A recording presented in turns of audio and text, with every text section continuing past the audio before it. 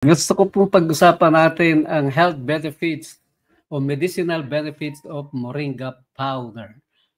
Now, una, ano po ba ang moringa? Ang sabi po sa pag-aaral, moringa is often called the miracle tree because its leaves are packed with vitamins, minerals, and healing properties. So when dried and ground, the leaves become moringa powder, a powerful natural supplement. Now, ito pong moringa ay isa po sa pinakamarami na mga halamang gulay dito sa bansang Pilipinas. Pero ito po ay isa sa mga hindi masyado pinapansin ng mga tao. Pero kung atin po palang pag-aaralan at papansinin, ito po ay punong-puno ng vitamina, minerals at healing properties. At pwede pong ito ikainin ng fresh, pwede rin po ng powdered. So tingnan po natin kung ano-ano po ang mga medicinal benefits ng moringa. Okay, unang-una po ay it boosts nutrition. Katulad nga po ng pagkakasabi, ito po ay mayaman sa vitamin A, C, E, and calcium, potassium, protein, and iron. At kaya nga po ito ay sinasabi na acts as a natural multivitamins. Hindi mo pala kailangan bumili ng mga multivitamins. Moringa na lang po, or malunggay sa atin. Yan po ay nagpapataas ng ating, it boosts nutrition, okay? Strong antioxidant, Sabi po sa pag-aaral, it fights oxidative stress and reducing risk of chronic disease, yung paulit-ulit ng mga karamdaman, lalo sa mga panahon na ulan-init, ay napakaganda dito. Strong antioxidant po siya. So, parang inalintulad din po siya sa mga, yung mga, ginagamit nating pantimpla sa atin pong mga pagkain, yung katulad ng sibuyas, bawang, luya, something like that. And it reduces inflammation. Sabi po, it helps relieve pain and swelling, lalo na sa may mga arthritis, yun pong may mga asthma at iba-iba pa. So, ito po ay nagpapababa ng mga namamaga ng mga kasukasuan o mga muscles ng ating katawan. It reduces inflammation. So, anti-inflammatory po siya. It controls blood sugar. Po, sa aming lahi na mga diabetic, alam niyo po mga kaibigan at mga kapatid, ito po ang aking madalas na iniinom. Pang-control ng blood sugar. So may help lower your sugar levels.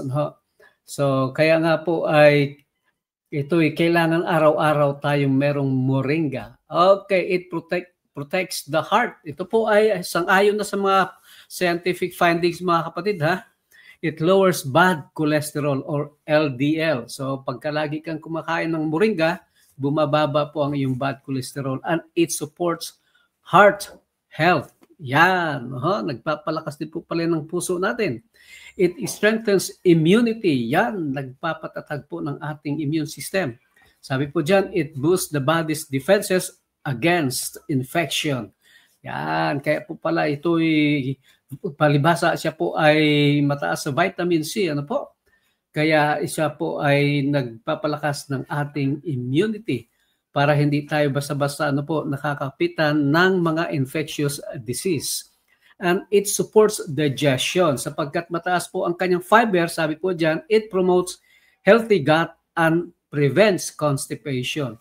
So doon po sa ating mga anak o kahit po sa ating mga may edad at matatanda na o mga kabataan na hindi masyado kumakain ng mga gulay, kulang sa fiber, pwede po kayo ng moringa. Kung hindi nyo po makain yung fresh na moringa, meron pong powder. Okay?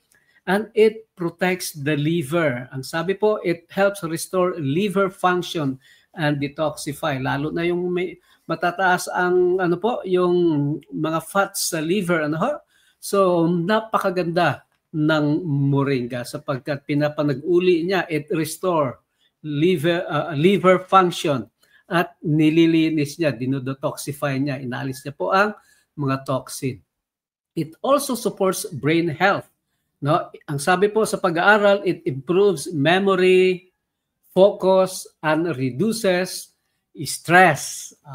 Okay, so ang stress na po pala isang ano po niyan naapektuhan ay ating brain. Kaya pagka lagi tayong kumakain ng moringa, na-improve ang ating memory at ang ating focus at ang stress ay nababawasan. Antimicrobial action. Sapagkat mataas nga po ang vitamin C niya, it fights harmful bacteria and fungi sa ating mga katawan. So, parang kung 3 times a day ka naghugas ng kamay sa buong katawan, pag kumakain ka ng ng moringa, so antibacterial po siya. Inaalis ang mga germs sa ating katawan.